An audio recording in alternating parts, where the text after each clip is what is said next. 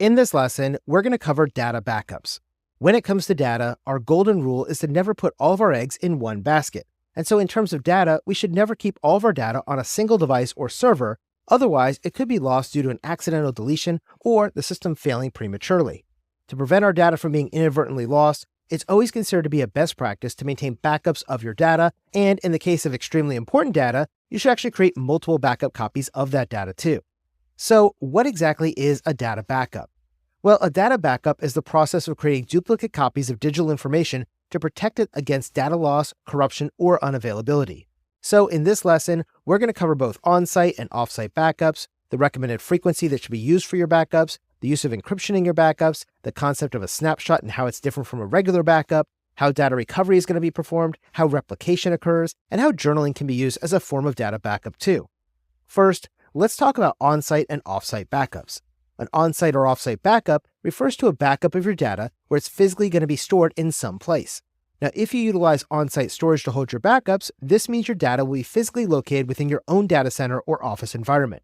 For example, if you conduct a full backup of your laptop to an external hard drive and then place that external hard drive in the drawer of your desk in your office, this would be considered an on-site backup of your laptop's data. While having an on-site backup can be really convenient and it works well if you need to quickly restore some of those files that were accidentally deleted from your system, it is important to remember that your backed up data might be vulnerable to destruction in the case of an environmental outage or disaster, though, if it's on-site. For example, if your office building and its equipment was destroyed due to a fire or a flood, your backups will also be destroyed because they were sitting in your desk at that facility and they were being kept as an on-site backup. So, to overcome this risk, we want to utilize off-site backups too. Now, an off-site backup refers to the practice of storing duplicate copies of data at geographically separate locations from the primary data source in order to provide you with protections against physical disasters and to ensure your data continuity. Often, these off-site backups are created using cloud-based servers, so the data is simply backed up to a remote server over the internet. Or, you can create a physical backup of the data using backup tapes or external hard drives, and then move those things physically by shipping them to a remote facility for storage. For example, I used to work as the director of a network theater security operations center for the US government during a time of war. Now, our network's data center was located within striking distance of our enemy's missiles, and therefore, we provided both on-site and off-site backups. Each day, we conducted a nightly on-site backup of all of our data to removable tapes.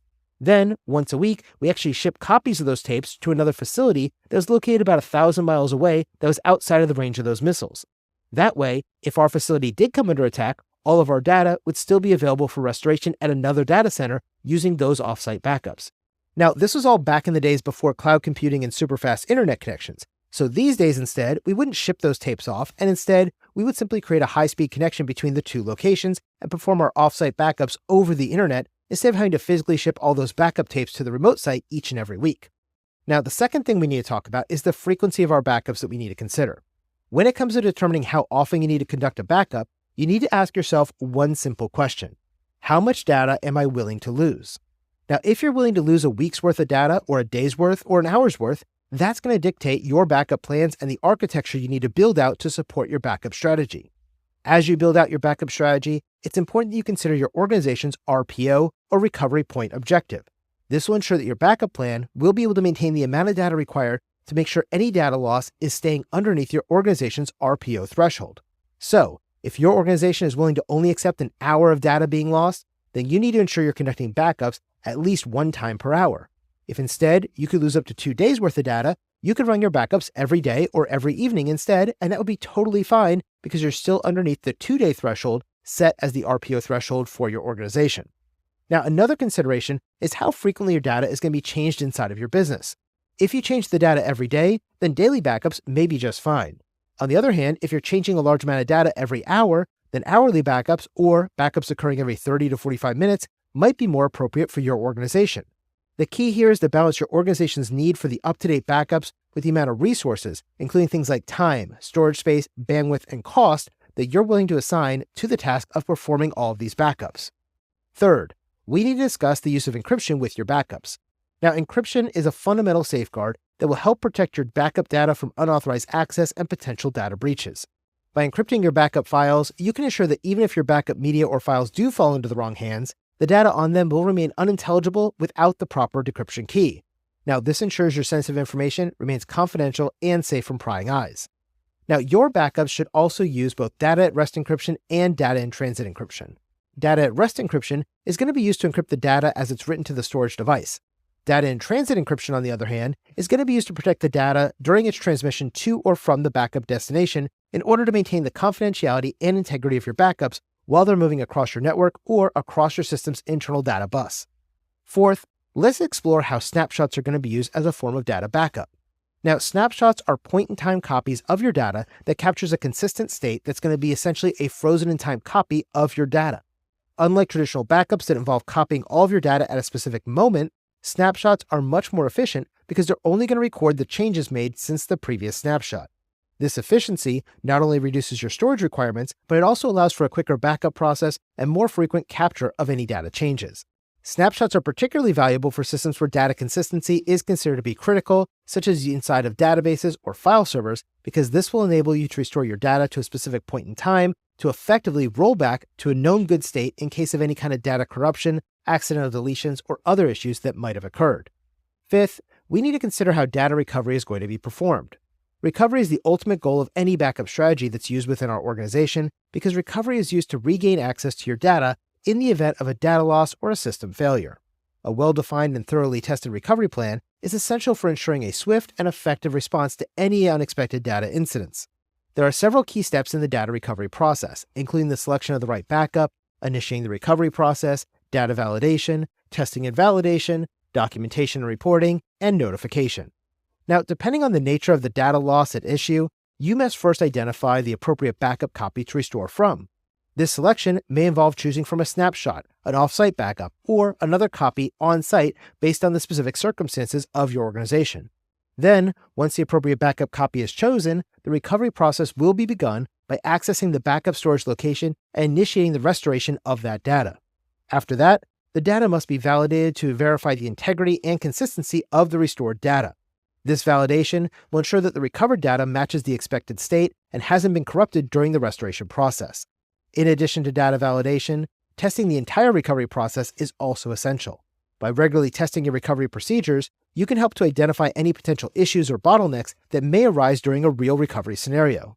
Next, you must perform documentation and reporting by keeping detailed records of the recovery process for post-incident analysis and compliance purposes. Documenting the steps taken, the time required for recovery, and any challenges encountered can provide valuable insights for refining your backup and recovery strategy. Finally, depending on the nature of the incident, it may be necessary to notify relevant stakeholders, such as information technology teams, management, or your end users, about the data loss and the progress of your recovery efforts. Now, ensuring that you can effectively recover your systems using data backups is also really essential, because otherwise, your backups are going to be useless if you're not able to recover the data from them when a disaster actually occurs. This is why practicing your data recovery at least once per month is considered to be a best practice in the world of cybersecurity and information technology. Sixth, we have replication. Now, replication involves making real-time or near real-time copies of your data. Unlike backups, which are periodic in nature, replication will keep your data stored in two places simultaneously. If one server crashes, the other will be able to continue without interruption. A replication approach is a really good idea when you're architecting a high availability environment or for those who cannot afford any downtime or interruptions to their systems or their data. One of the primary benefits of using replication, though, lies in its ability to provide seamless data continuity, so keep that in mind too. Seventh, we have journaling. Now, journaling, also known as change tracking or logging, will involve maintaining a meticulous record of every change made to an organization's data over time. This comprehensive journal or log will serve as a historical account of the data modifications and will offer valuable insights to be able to enable the precise data recovery to a specific point in time if a disaster strikes. Journaling is really beneficial in scenarios which require a more granular data recovery capability, such as during a legal proceeding or a compliance audit. With a well-maintained journal, you're going to be able to track and roll back individual changes to ensure that data integrity and compliance is being maintained within the applicable regulatory standards. Journaling is a particularly valuable thing to use inside of your databases and for critical systems because it allows an organization to maintain a detailed audit trail of all of your data modifications and alterations. Journaling can be implemented effectively if you maintain a strong attention to detail, including selecting the appropriate data tracking granularity, managing the journal size and retention policies, and ensuring its security to prevent any kind of tampering. By embracing journaling as part of your data management strategy, you not only enhance data recoverability, but you also reinforce the accountability and transparency in your data handling practices. So remember, data backups aren't just about copying your organization's data, but they're also focused instead on creating a robust, multi-layered strategy to combat any potential data loss. Data backup plans are created by mixing and matching different techniques, including on-site and off-site storage, setting the right frequency, encrypting your sensitive data, using snapshots, planning your recovery, and maybe even incorporating replication and journaling into your organization's backup strategy. By understanding and implementing these concepts, you're not just backing up data, but you're also securing your business's continuity and integrity well into the future. After all, in today's modern digital environments, there is nothing more valuable than your organization's data.